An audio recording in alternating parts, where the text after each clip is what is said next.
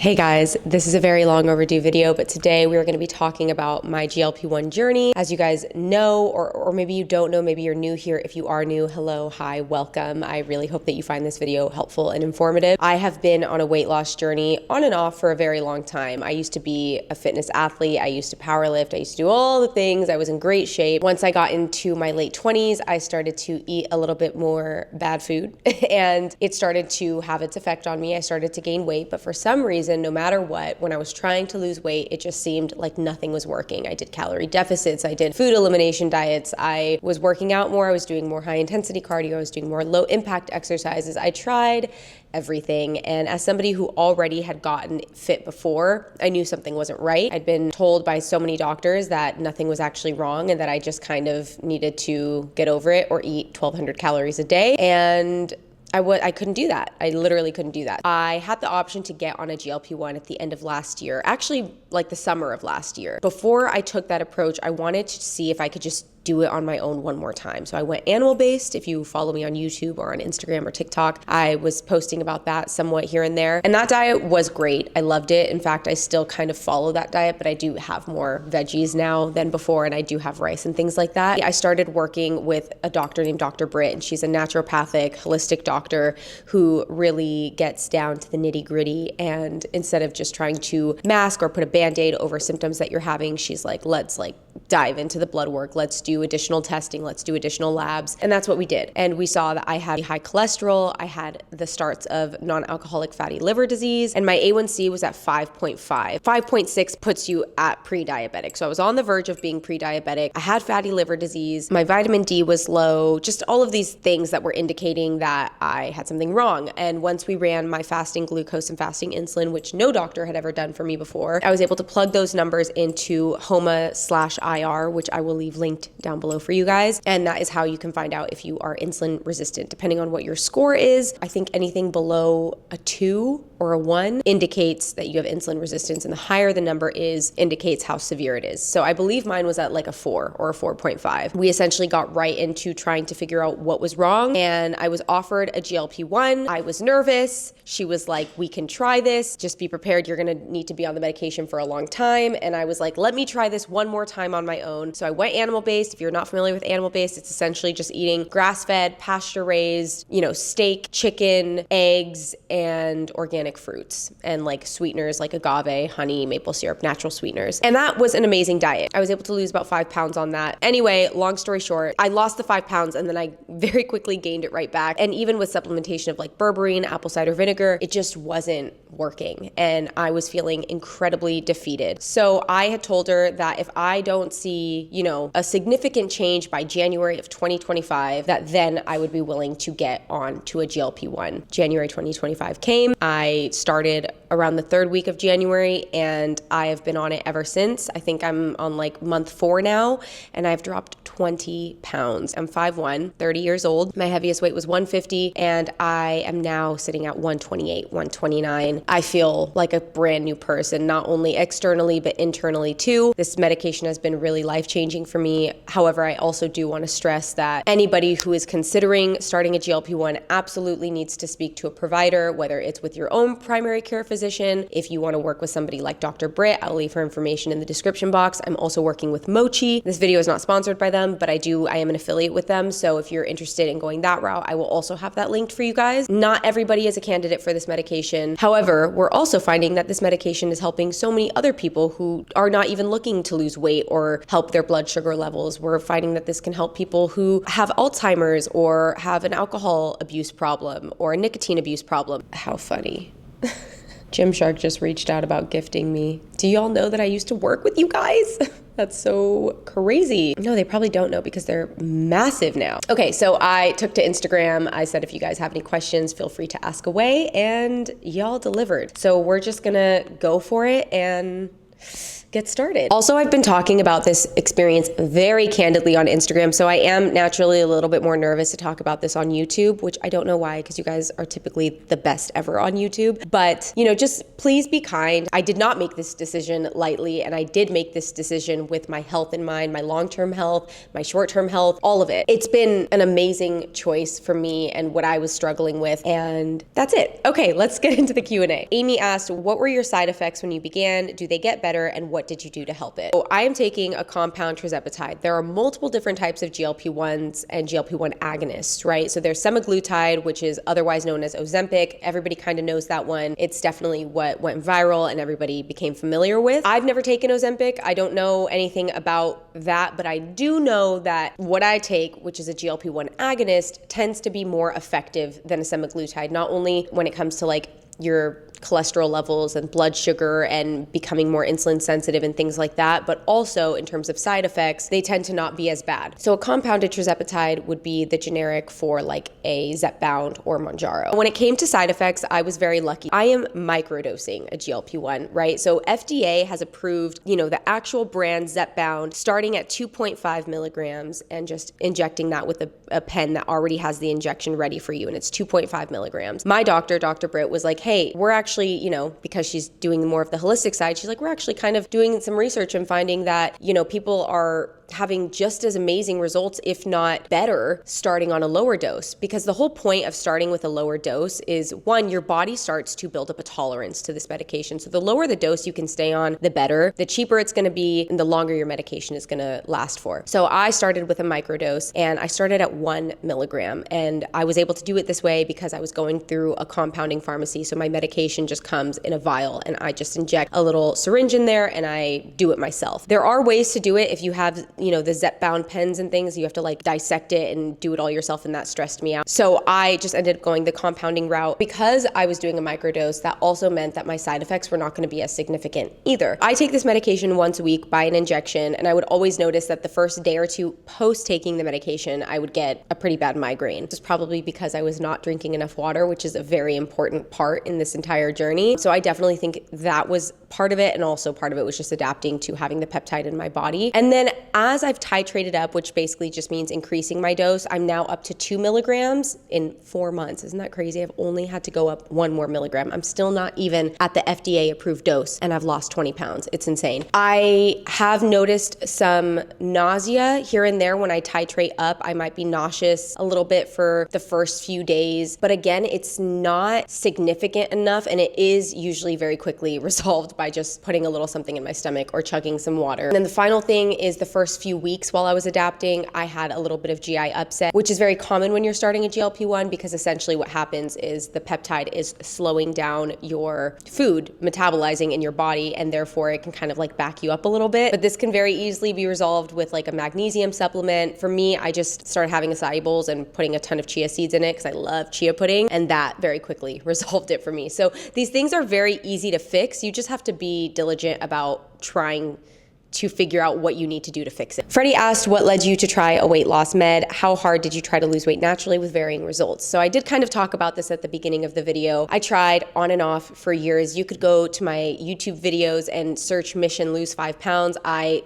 started and stopped series like that all the time. I was always like, I'm just gonna lose 5 pounds. And guess what? I just kept gaining weight, because when I was like at my healthiest, I was about 125 to 128 pounds. And then it just went up and it went up and it went up. I had insulin resistance. Really, that's the case at the end of the day. In the process of me trying to lose weight and trying so many different things, that probably also egged on my insulin resistance. I've talked to my doctor about it a lot, because I still have moments where I'm like, do I actually need this medication? Am I one of those people that like didn't actually need it to begin with? And she's so gracious and so kind about reminding me, like, you are the ideal candidate for this medication. You are not abusing this medication. I just get in my head about these things because there is so much misinformation out there, and there is so much judgment around this medication that it gets to me sometimes. I have moments where I'm like, my only regret is I didn't start this medication sooner, but sometimes I am grateful because I know that I really did try everything. I knew that this was my like last possible option, because I thought, I was like, this medication isn't gonna work. It's not gonna work. Nothing has worked. Why should I believe just because it's worked for all these people that it's gonna work for me? And then it worked, and I was like,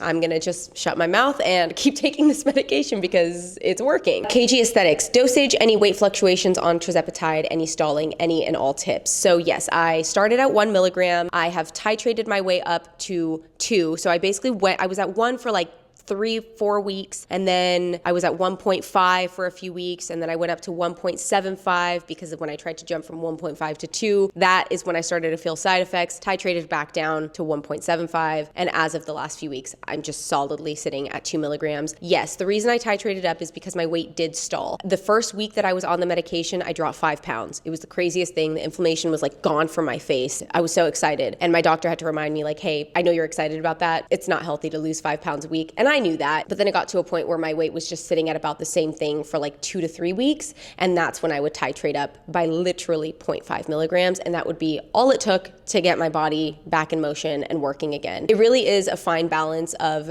making sure that you're taking a high enough dose, but also eating enough, because I definitely feel like at the beginning I was not eating enough food. I just did not have an appetite. I was trying. So you have to find that balance of like how you can make sure that you're having enough protein, how you can make sure you're having enough water, how you can make sure you're moving your body enough. All of those things all play a role in your results as well when you're taking a GLP-1. A lot of people are asking, are you worried about gaining weight back once you're off of the GLP-1? So yes, I am. I never thought that I would be worried about something like that, but I have not only had other girls tell me that that has been their experience, but Dr. Britt has reminded me that because of my genetic predisposition to diabetes and insulin resistance and cholesterol levels, that this is a medication that I'll probably need to be on long term, which I, right now, knock on wood, am blessed enough to know that I can stay on this medication as long as I need to. I try to buy, a big dose at once so that it can last me for like a year. Yeah, I can't really imagine not taking it at this point, which I guess is maybe not a great thing, but I've also, again, just accepted that this is a medication that is helping me. The goal is essentially to get to my weight loss goal, which is 120 to 125 pounds. And once I get to that goal, then I will go down to a maintenance dose, and I will probably just stick out that maintenance dose for as long as I need to. Maybe eventually I'll try to get off the medication, but yeah,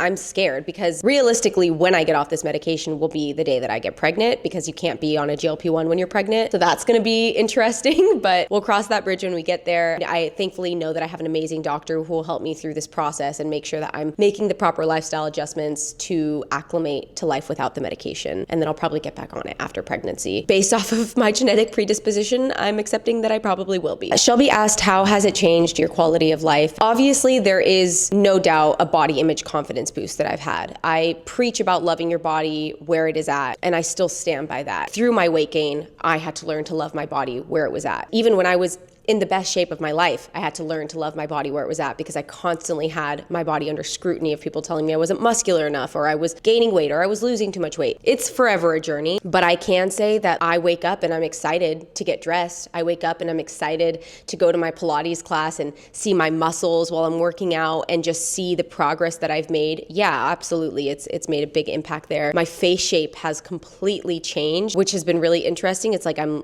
relearning how to like do my makeup and do certain things because I got used to it one way and now I'm adjusting it to it being another way. But internally, my quality of life, I mean, my goodness, I went and got my blood drawn the other day. The lady was like, wow, your blood is so healthy. And I was like, no one has ever said that to me in my entire life. Thank you. What a compliment. My cholesterol levels have gone down tremendously. My glucose has gone down tremendously. There's just overall like more motivation. I feel less dependent on food, which was something that ruled my life for a long time. I felt like I was constantly thinking throughout the day about what I was going to eat. And sometimes it's actually kind of sad that I like don't crave things the way that I used to. I kind of miss the day where I'm like, I'm gonna just order candy and pizza and eat all of this today. I tried to do that last weekend, and guess what? It was just like not hitting the same. And I'm like, what is the point? I'm not gonna eat all this if I don't even really want to eat it. My body naturally craves salads.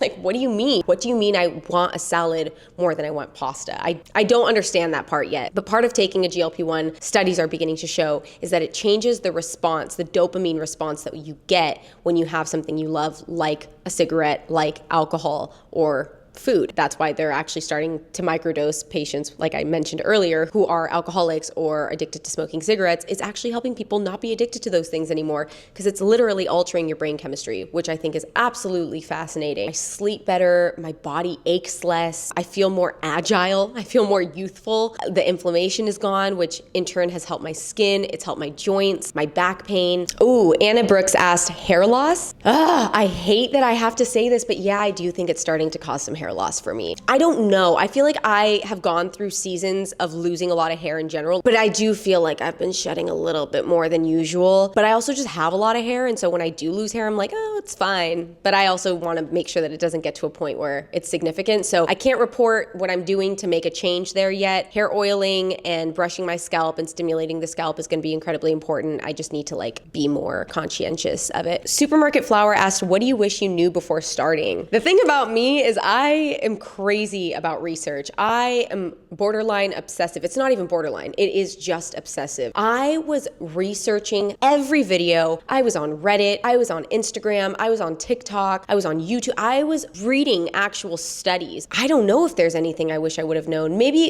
it would have been helpful to be aware of the GI upset, but Dr. Britt did tell me that. I wish that I would have started saving money because some of my clothes weren't gonna fit and I'd need to get some of them tailored or I'd need to go buy new clothes. And I wish that I had my weight tracking app because I was just doing it all manually in my notes and it would have just saved me a lot of time and effort. Another question from Supermarket is, what labs do you get checked while on a GLP-1? My doctor will do a full cholesterol panel, full cholesterol lipid panel, something like that. AST and ALT levels.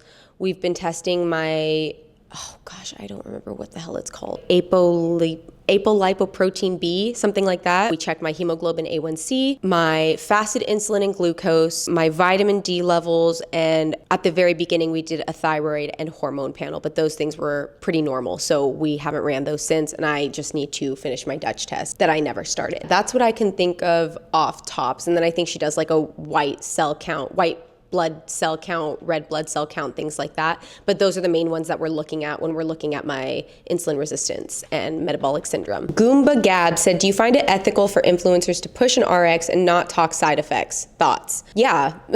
I think anyone pushing a medication or, for me working with an affiliate, I'm very delicate and mindful of the way that I approach talking about this because really I'm hoping that the girl out there who's struggling in the same way that I am is the one who's like, oh, I need to, see if I can speak to a provider and see if I'm the candidate like she is. I don't want somebody who is already healthy or is assuming that they have insulin resistance or assuming that they have metabolic syndrome to just do whatever they need to go and get it. People need to know what they're putting into their bodies with absolutely anything. So yeah, again, I think because I'm microdosing, my experience has just been really steady and simple and peaceful, truthfully. I guess I don't maybe have the same perspective as somebody who's taking a semaglutide and is throwing up every time they have a very greasy food, because that just doesn't happen. Steph asked, what are you doing to maintain muscle mass and bone density while taking the injections? This is an excellent question and something that I think a lot of people don't understand. Not only people who are on a GLP-1, but people who are not on a GLP-1. Yes, this GLP-1 will make you lose weight if you do nothing. It's true, because it's changing, your brain chemistry, it's changing your insulin sensitivity, it's changing the way that you metabolize and digest food, yes. But that doesn't mean that you're not just eating away and wasting away at the muscle that you have instead of your fat, which can lead to, I hate this term. I actually don't even want to say it. I don't know what else to call it, but essentially just excess skin, loose skin, and no muscle, right? So I actually do Pilates 4 times a week. It's crazy. And I'm doing it's Pilates, but it feels kind of more like Legree. It's definitely more up there in the intensity. I walk all the time, constantly moving my body in some ways. I'm taking the stairs, I'm parking further away. And on top of that, I'm drinking a lot of water and I'm hitting 100 grams of protein a day. I actually kind of slipped off for the past month. I was not as good about it, and I did feel the difference. Not only did my skin start to feel a little bit looser, but I could just see the definition going away, and I was like, whoa, I've worked so hard to get to where I'm at right now, especially with my workouts. I kick ass in Pilates, okay? This is not for the weak. Muscle waste can happen very quickly. So if there's anything I can recommend, make it a goal in your head. I'm gonna drink 1 to 2 Brewmate, Stanley's, whatever water bottles that you have a day. And I'm going to, no matter what, have 100 grams of protein. 32 of that for me comes from my Owen vegan protein shakes. Another 30 comes from some beef sticks, like chomped beef sticks, and a yogurt pack. The rest will come from like my dinner, my chicken, my rice. Well, rice doesn't have protein, but my chicken and whatever protein I'm having. If you want to make sure that you're not just wasting away your muscle and you're building muscle still while losing fat, it's actually much more effective, and you're doing the medication and yourself a favor to do some form of weight training. I know I need to start weight training like once a week just because the Pilates is great, but it's not quite the same as weight training. So I'm going to start working that in once a week. At that point, I'll be working out 5 times a week. Jasenia asked, can you get high while on a GLP-1? And I'm assuming that she's talking about Mary Jane.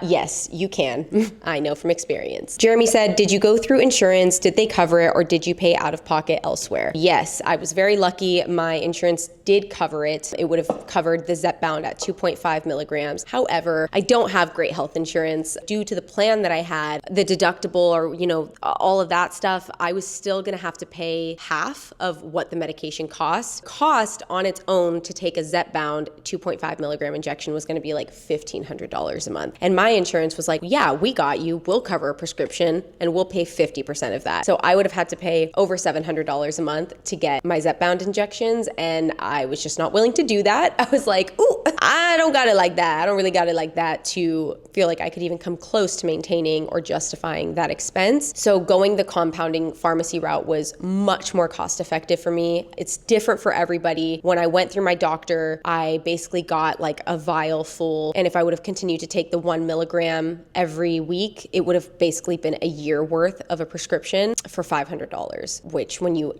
divvy that up by 12, it's just, it's like nothing to maintain that medication. And I didn't have to get that much up front, but I just knew that this was something I was going to be taking for a while. Realistically, because I'm up to 2 milligrams now, I'll probably run out around October, and moving forward, I'm going through mochi, and I'm just gonna have that on deck and ready to switch over to. Amanda said, how long were you taking it before you started seeing results? So on the scale, immediately. Like I said, after the first week, I'd already noticed that I'd gone down 5 pounds. As far as genuinely seeing a difference physically in my body, I would say I really started to tell around the 6-week mark. And it sucks. You wanna say like, oh, I saw it within 2 weeks, but really like, I was looking for a lack of inflammation. I definitely noticed in my face the inflammation had gone down, but physically overall, 4 to 6 weeks was when I was like, whoa, something is happening here. And now every time I'm just like, whoa, I look so different now. It's just like, I can't not see it. That's gonna be it for this Q&A. I really, really hope that you guys found this video helpful. Again, I will try to leave as many links and resources down below, not only for my doctor, but for mochi. I just hope that this video helps a lot of you guys. I hope that it makes you feel less alone if you're somebody who's on this GLP-1 journey. And if you're somebody who has been considering taking this medication,